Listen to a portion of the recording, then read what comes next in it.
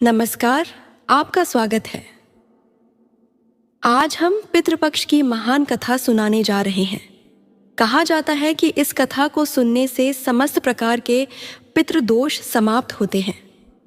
इस कथा का ध्यान पूर्वक श्रवण करने मात्र से ही मनुष्य के कोटि कोटि पाप नष्ट होते हैं और उसे अपार धन, संपत्ति और सुख समृद्धि प्राप्त होती है। पितरों की कृपा से उसके सभी दुख दोष समाप्त होते हैं और सुखी जीवन प्राप्त होता है। यह महान कथा भगवान श्री कृष्ण ने गरुड़ जी को सुनाई है। आइए सुनते हैं इस कथा को। दोस्तों, एक समय की बात है। पक्षीराज गरुड़ अपने मन में जिज्ञासा लिए भगवान श्री कृष्ण के पास आते हैं और उन्हें प्रणाम करते हुए कहते हैं, हे प्रभु, पितृपक्ष में पितरों की पूजा करने से कौन सा फल मिलता है? पितृपक्ष के दौरान पितरों की शांति के लिए कौन से उपाय करने चाहिए? भगवान श्री कृष्ण कहते हैं, हे गरुड़, तुमने आज उत्तम प्रश्न किया है। तुम्हारे इस प्रश्न में समस्त मनुष्य जाति का कल्याण छिपा हुआ है। जो मनुष्य अपने पितरों को संतुष्ट करता है, उसके समस्त दोष और दुख समाप्त होते हैं। पितरों की पूजा करने से मनुष्य को अपने पूर्वजों का आशीर्वाद प्राप्त होता है। इस विषय में एक अप्सरा और ऋषि की प्राचीन कथा कही जाती है, जो मैं आज तुम्हें सुनाता हूँ। इस कथा को श्रवण करने से तुम्हें तुम्हारे सभी प्रश्नों के उत्तर मिल जाएंगे। इसलिए हे गरुड़, तुम इस कथा को ध्यान से सुनो। इस कथा को जो भी सुनता है, उसके समस्त प्रकार के पितृदोषों का नाश होता है।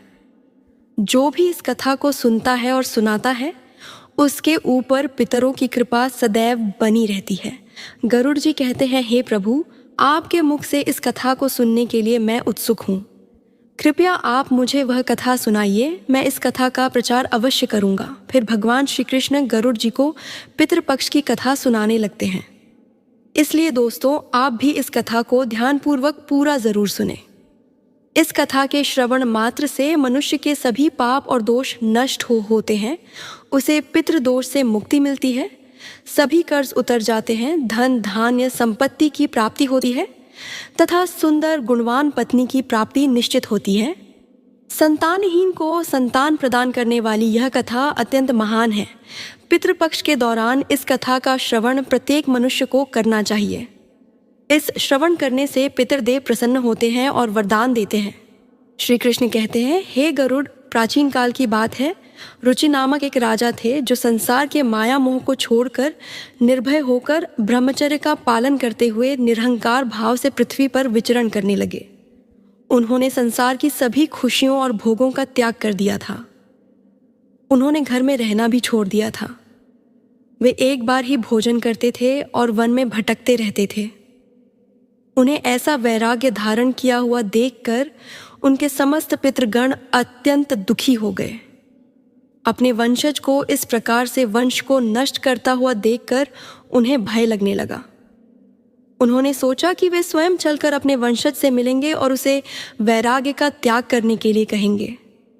फिर एक दिन जब ऋषि रुचि ध्यानमग्न होकर तपस्या कर रहे थे, उसी समय उनके समस्त पितृगण उस स्थान पर प्रकट हुए।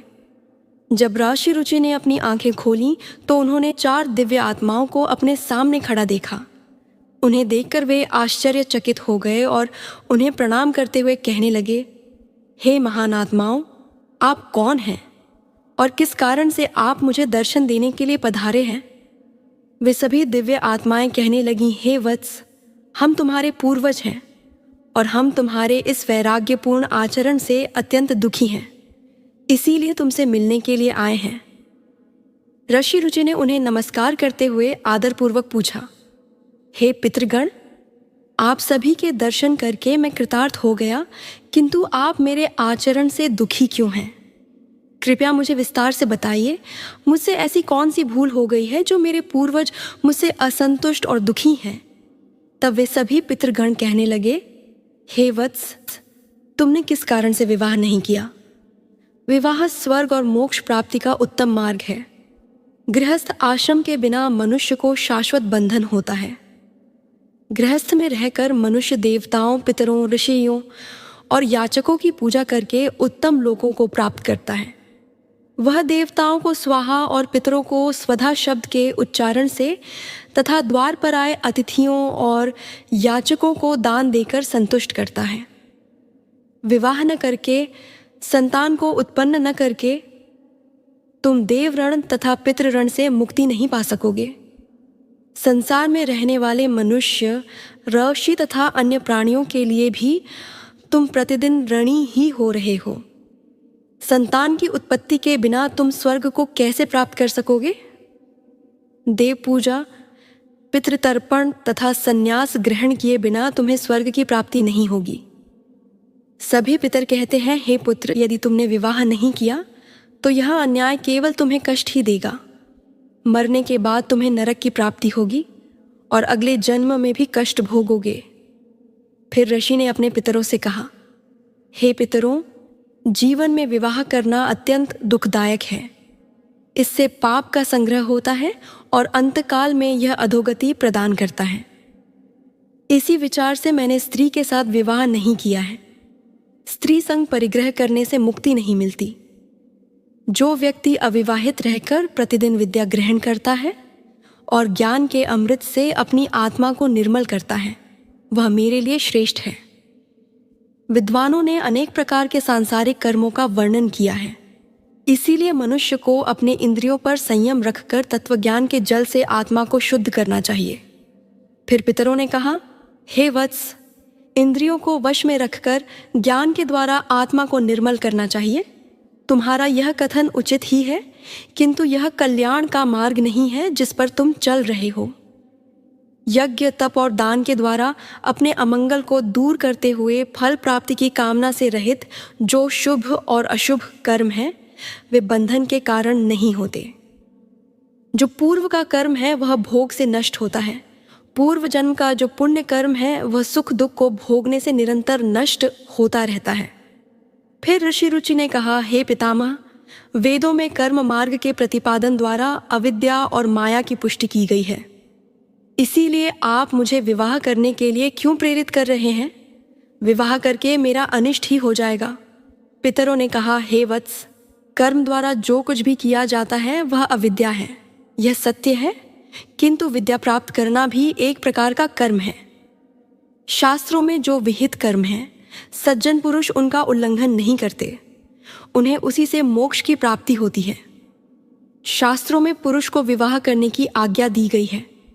विवाह न करने पर पुरुष को मुक्ति नहीं मिलती है। संतान के बिना उसे मोक्ष नहीं मिलता है। संतान के द्वारा किए गए श्राद्ध कर्म से ही उसे मोक्ष मिलता है। इसीलिए हे पुत्र, तुम विधि पूर्वक विवाह करो। विवाह न करने से तुम्हारे सभी कर्म भी नष्ट हो जाएंगे और तुम विफलताओं को ही प्राप्त करोगे। यदि हमारा वंश नष्ट हो जाएगा तो हमारी आत्माएं अतृप्त ही रहेंगी। विवाह करके संतान उत्पन्न करके ही तुम अपने पितरों को संतुष्ट कर सकते हो। श्री कृष्ण कहते हैं, हे गरुड़, इस प्रकार से अपने पितरों के वचन सुनकर ऋषि रुचि को बड़ी ग्लानि हुई। उन्होंने विवाह करने का निश्चय किया। फिर ऋषि रुचि ने अपने पितरों से कहा, हे पितृगण, अब तो मैं बूढ़ा हो गया हूँ, कौन मुझे अपनी कन्या प्रदान करेगा? वैसे भी मुझ जैसे वृद्ध व्यक्ति के लिए विवाह करना अत्यंत कष्ट साध्य है। फिर पितरों ने कहा, हे वत्स, यदि तुम हमारे वचनों का पालन नहीं करोगे तो निश्चित ही हम सभी पितरों का पतन हो जाएगा और तुम्हारी अधोगति हो जाएगी। इतना कहकर सभी पितृगण अदृश्य हो गए।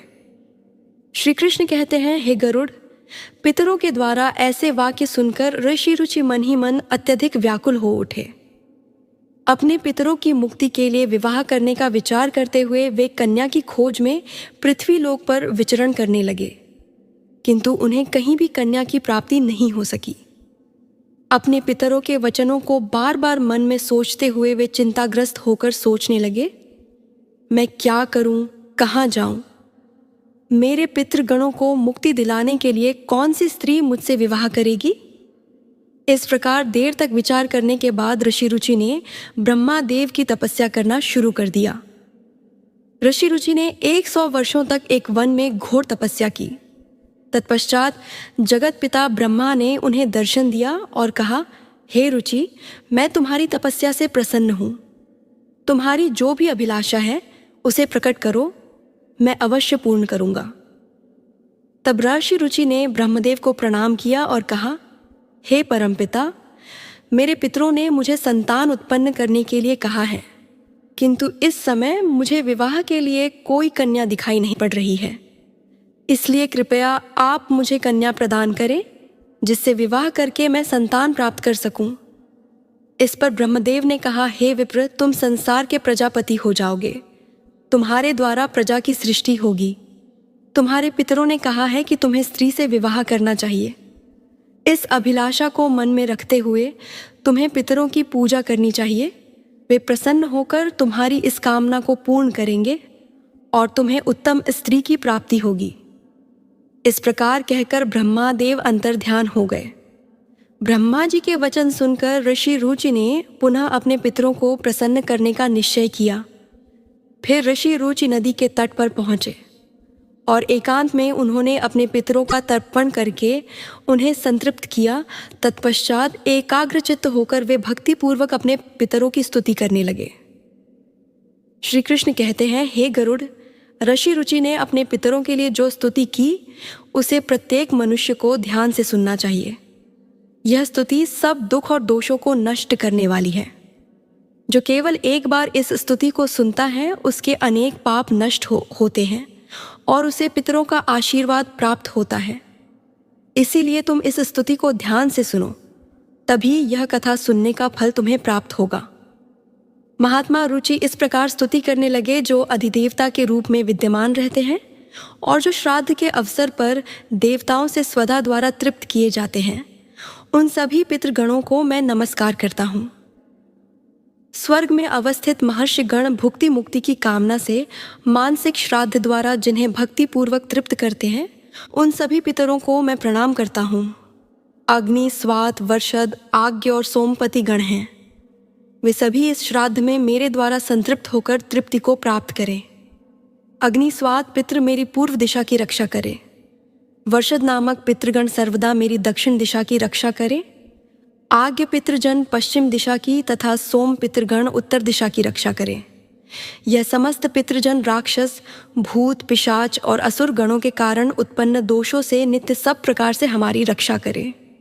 विश्व, विश्वभुक, आराध्य, धर्म, धान, शुभानंद, भूतिकृत और भूति नामक जो पितरों के 9 गण हैं तथा कल्याण और कलदराश्रय, कलता, हेतु और अनग नामक जो पितरों के 6 गण कहे गए हैं और वर, वरेण्य, वरद, तुष्टि, पुष्टि, विश्वपात और धाता नाम से विख्यात यह 7 गण तथा पितृगणों के पाप विनाशक जो महान महात्मा, महिमावान और महाबल नाम से प्रसिद्ध यह 5 गण हैं, उन गणों के ही साथ सुख, धन, धर्म, दुरई अत्यंत प्रसन्न हो जाएं। और उसी समय एक दिव्य तेज उत्पन्न हुआ जो आकाश मंडल में चारों ओर व्याप्त हुआ। संपूर्ण विश्व को अपने तेज से आच्छादित करने वाली उस रोशनी को देखकर ऋषि रुचि अपने घुटनों पर बैठकर फिर से पितरों की स्तुति करने लगे। रुचि की स्तुति सुनकर पितृगण अत्यंत प्रसन्न हुए और वे उनके सामने प्रकट हुए। रुचि ने पुष्प, गंध और अन्य पदार्थों का उन्हें निवेदन किया। वे सभी पितर उन्हीं को धारण करके उनके सामने प्रकट हुए। रुचि ने भक्तिपूर्वक हाथ जोड़कर अपने पितरों को प्रणाम किया और निवेदन किया। प्रसन्न होकर पितरों ने कहा, हे पुत्र, तुम्हारी इस स्तुति से हम अत्यंत प्रसन्न हैं। इसीलिए अब तुम्हारी जो भी कामना हो वह निस्संकोच होकर कहो। फिर नतमस्तक होकर रुचि ने पितरों से कहा, हे पितृदेव, ब्रह्मदेव ने सृष्टि की रक्षा करने के लिए मुझे प्रजापति बनाया है। इसीलिए मैं आपसे संतान उत्पन्न करने में समर्थ, गुणवान और चरित्रवान पत्नी की कामना करता हूँ। फिर पितरों ने कहा, हे वत्स, इसी स्थान पर अभी इसी क्षण तुम्हें उत्तम मनोरमा पत्नी की प्राप्ति होगी और उसी से तुम्हें पुत्र होगा। हे रुचि, वह पुत्र बुद्धिमान और बलशाली होकर रोच नाम से तीनों लोकों में ख्याति प्राप्त करेगा। उसके भी अतिशय बलवान, महापराक्रमी, महात्मा और पृथ्वी का पालन करने वाले बहुत से पुत्र होंगे। कहकर समस्त पितृगण ऋषि रुचि को आशीर्वाद देकर उस स्थान से अंतर्ध्यान हो गए। पितरों के अंतर्ध्यान होते ही पितरों की कृपा से उसी समय उस नदी के मध्य से ही रुचि के समीप प्रमलोचा नामक मन को प्रिय लगने वाली सुंदर श्रेष्ठ एक अप्सरा प्रकट हुई। उस श्रेष्ठ अप्सरा ने मधुर वाणी में महात्मा रुचि से कहा, हे तपस्वी श्रेष्ठ, वरुण के पुत्र महर्षि पुष्कर द्वारा मेरी एक अतिशय सुंदर कन्या उत्पन्न हुई है। मैं उस सुंदर रूप वाली मानिनी नामक कन्या को भार्या के रूप में आपको प्रदान करती हूँ। आप इससे विवाह करें। इस कन्या से आपको अतिशय बुद्धिमान मनु नाम का पुत्र होगा। फिर प्रजापति रुचि ने उस अप्सरा कन्या से विवाह किया। श्री कृष्ण कहते हैं, हे गरुड़, इस प्रकार से ऋषि रुचि ने अपने पितरों को प्रसन्न करके विवाह के लिए कन्या प्राप्त की और अपने वंश को आगे बढ़ाया। कथा के अंत में भगवान श्री कृष्ण ने गरुड़ जी को पितरों को प्रसन्न करने के अनेक उपाय विस्तार से बताए। यह उपाय मनुष्य के जीवन में पितृदोष को समाप्त करने और पितरों की कृपा प्राप्त करने के लिए अत्यंत आवश्यक माने जाते हैं। श्री कृष्ण ने गरुड़ जी से कहा कि पितरों को प्रसन्न करने के लिए कुछ विशेष अनुष्ठान, तर्पण और धार्मिक कार्यों का पालन करना आवश्यक होता है। आइए जानते हैं उन महत्वपूर्ण उपायों के बारे में। पितरों को प्रसन्न करने का सबसे पहला और मुख्य उपाय तर्पण है। तर्पण का अर्थ है जल अर्पण करना। पितृपक्ष के दौरान पवित्र जल को हाथ में लेकर पितरों का आह्वान करते हुए उन्हें जल अर्पण करना चाहिए। तर्पण में काले तिल, जल, दूध और कुश का उपयोग किया जाता है। यह कार्य पवित्र मन और श्रद्धा से करना चाहिए, जिससे पितृगण तृप्त होकर प्रसन्न होते हैं। तर्पण करते समय एयुएम पितृभ्यः स्वधा मंत्र का उच्चारण करना चाहिए, जिससे पितृ संतुष्ट होते हैं और आशीर्वाद प्रदान करते हैं। श्री कृष्ण कहते हैं, श्राद्ध कर्म पितरों की तृप्ति के लिए एक महत्वपूर्ण अनुष्ठान है। इसमें पितरों के निमित्त भोजन, फल और वस्त्र अर्पण किए जाते हैं। श्राद्ध कर्म करने वाले व्यक्ति को ब्राह्मणों को भोजन कराना चाहिए और उन्हें वस्त्र एवं दक्षिणा देकर आशीर्वाद लेना चाहिए। श्राद्ध के दिन विशेष रूप से सात्विक भोजन बनाना चाहिए, जिसमें खीर, पूरी, सब्जी और अन्य पौष्टिक एवं ताज़े खाद्य पदार्थ शामिल हों। इस भोजन को पवित्रता के साथ पितरों के निमित्त अर्पण किया जाता है। तीसरा उपाय श्री कृष्ण ने बताया, गाय, ब्राह्मण और अन्य जीवों को भोजन।